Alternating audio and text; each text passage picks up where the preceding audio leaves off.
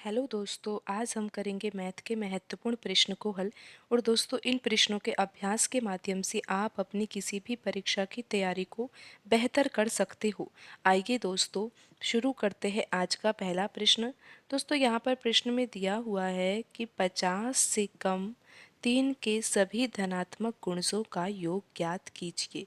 तो दोस्तों, 3 के गुणज तो निकालने आपको आते होंगे।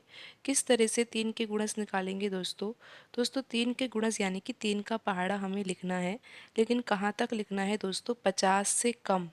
तो दोस्तों आइए अब हम यहाँ पर 3 का पहाड़ा लिख लेते हैं जल्दी से। 3, 6, 9, 12, फिर यहाँ पर 15, और दोस्तों फिर आएगा 18, फिर आएगा 21, फिर आएगा यहाँ पर 24। दोस्तों, गुणज का मतलब यही होता है कि 3 का पहाड़ा लिखना। 4 का गुणज पूछा जाता तो 4 का पहाड़ा लिख देते दोस्तों।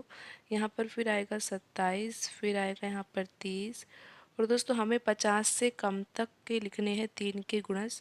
तो यहाँ पर हमें अभी आगे भी लिखना होगा। यहाँ पर दोस्तों 33 आएगा, फिर 33 के बाद आएगा दोस्तों 36, और 36 के बाद आएगा 39, 39 के बाद दोस्तों क्या आएगा? 42 आएगा, और 42 के बाद आएगा 45, और 45 के बाद आएगा दोस्तों यहाँ पर 48। तो दोस्तों अब हमें क्या करना है? इन गुणजों का योग ज्ञात करना है। तो दोस्तों इस तरह से अगर हम योग ज्ञात करेंगे तो हमें समय यहाँ पर ज़्यादा लगेगा। तो दोस्तों इस तरह के प्रश्नों को हल करने का तरीका ये होता है कि ये 3 के गुणज है तो आप यहाँ पर 3 लिख सकते हो, और दोस्तों हमें यहाँ पर इन सबको जोड़ना है। तो यहाँ पर बीच में हम प्लस का चिन्ह लगा सकते हैं। बिल्कुल दोस्तों, अगर जोड़ना है तो प्लस का चिन्ह तो लगाना ही होगा यहाँ पर। आइए दोस्तों, अब हम यहाँ पर प्लस का चिन्ह जब लगाते हैं, और फिर दोस्तों उसके बाद क्या करेंगे? हम यहाँ पर दोस्तों हम 3 कॉमन ले लेंगे। 3 कॉमन लेंगे तो यहाँ पर दोस्तों क्या बच जाएगा? 1 बच जाएगा। 6 दोस्तों यहाँ पर, और 3 बाहर ले लिया गया है तो यहाँ पर आ जाएगा दोस्तों 2। 9 के स्थान पर दोस्तों हमें यहाँ पर 3 लिखेंगे, और 12 के स्थान पर 4। इस तरह से दोस्तों 15 के स्थान पर 5, और दोस्तों यहाँ पर 18 के स्थान पर हम 6 लिखेंगे, और यहाँ पर ऐसे 21 के स्थान पर 7, और यहाँ पर 24 के स्थान पर 8। इस तरह से दोस्तों ये संख्याएं जो आ रही है, प्राकृत संख्या आ रही है, आप देख सकते हो दोस्तों। प्राकृत संख्या जो होती है वो 1 से शुरू होती है, और यहाँ पर आप देख सकते हो हम किस तरह से संख्याएं लिख रहे हैं जो कॉमन आई हुई है दोस्तों। यहाँ पर 1, 2, 3, 4, 5, 6, और इस तरह से दोस्तों ये कहाँ तक चलेगी?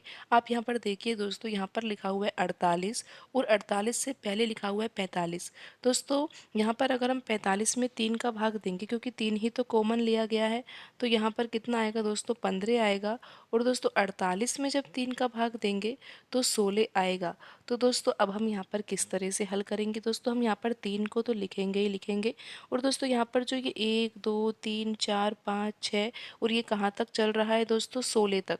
तो दोस्तों हमें यहाँ पर 1 से 16 तक की संख्याओं का योगफल ज्ञात करना है। तो दोस्तों ये सब प्राकृत संख्याएं हैं, और प्राकृत संख्याओं का योग निकालने का जो सूत्र होता है वो होता है दोस्तों n+1, और बट्टे में आता है दोस्तों 2। तो दोस्तों यहाँ पर हम 3 तो लिखेंगे ही, क्योंकि 3 यहाँ पर लिखा ही हुआ है। उसके बाद दोस्तों मल्टीप्लाई का चिन्ह, और दोस्तों n के स्थान पर हम रखेंगे 16, क्योंकि 16 संख्याएं हैं तो दोस्तों यहाँ पर आएगा 16। और दोस्तों 16 यहाँ पर जब n के स्थान पर रखेंगे और 1 जोड़ेंगे तो कितना आएगा? 17 आएगा, और दोस्तों बट्टे में है 2। और दोस्तों अब हम इसको हल करते हैं तो 2 के पहाड़े से 16 को काटा जा सकता है कितनी बार दोस्तों? 8 बार काटा जा सकता है। और 17 का गुणा 3 से किया जाएगा तो दोस्तों 51 आएगा, और 51 का गुणा 8 से करने पर क्या आएगा दोस्तों? दोस्तों 51 का गुणा 8 से करेंगे तो यहाँ पर आ जाएगा 8, और 8 का पहाड़ा 5 बार पढ़ेंगे तो यहाँ पर आ जाएगा दोस्तों 40। तो दोस्तों आंसर क्या आएगा? 408 आएगा। तो दोस्तों यहाँ पर 50 से कम 3 के सभी धनात्मक गुणजों का योगफल कितना होगा? 408 होगा। तो दोस्तों प्रश्न को हल करना बिल्कुल ही आसान था। 3 के गुणज निकालना आता ही था दोस्तों।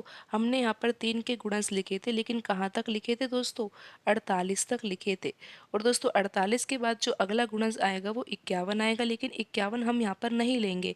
क्यों नहीं लेंगे? क्योंकि 51 50 से ज़्यादा हो जाएगा। दोस्तों फिर हमको यहाँ पर क्या करना था? इन सभी संख्याओं का योग ज्ञात करना था और योग इस तरह से अगर हम हल करेंगे तो बहुत ही दोस्तों लंबा समय लगेगा और हो सकता है कुछ गलती भी हो जाए। तो दोस्तों हमने यहाँ पर 3 का कॉमन लिया था और फिर यहाँ पर अंदर जो संख्याएँ बची थी दोस्तों वो किस तरह से बची थी यहाँ पर। दोस्तों यहाँ पर हमने 3 का कॉमन लिया तो यहाँ पर 1 आ गया था, 6 के स्थान पर 2 लिख दिया था, 9 के स्थान पर 3 लिख दिया था और इसी तरह से दोस्तों यहाँ पर 48 के स्थान पर 16 आ जाएगा, क्योंकि दोस्तों 48 में 3 का ही तो भाग देंगे, 3 कॉमन लिया है तो दोस्तों इस तरह से यहाँ पर 1 से 16 तक की संख्याएं आ गई थी और ये प्राकृत संख्या है। और दोस्तों प्राकृत संख्याओं का योगफल का सूत्र होता है n+1 बट्टे 2। और दोस्तों यहाँ पर हमने n के स्थान पर क्या रखा था, 16 रखा था, तो दोस्तों यहाँ पर 3 और n के स्थान पर 16 और 16 प्लस 1 किया तो दोस्तों 17 आया और बट्टे में दोस्तों 2 है और 2 के पहाड़े से 16 को काट दिया दोस्तों 8 बार और जब इनको हल किया दोस्तों तो आंसर आ गया 408। तो दोस्तों यहाँ पर जो आंसर होगा वो होगा 408। तो दोस्तों इस तरह से आप इन प्रश्नों को आसानी से हल कर सकते हो। दोस्तों आज की वीडियो में इतना ही, मिलते हैं अगली वीडियो में। धन्यवाद दोस्तों।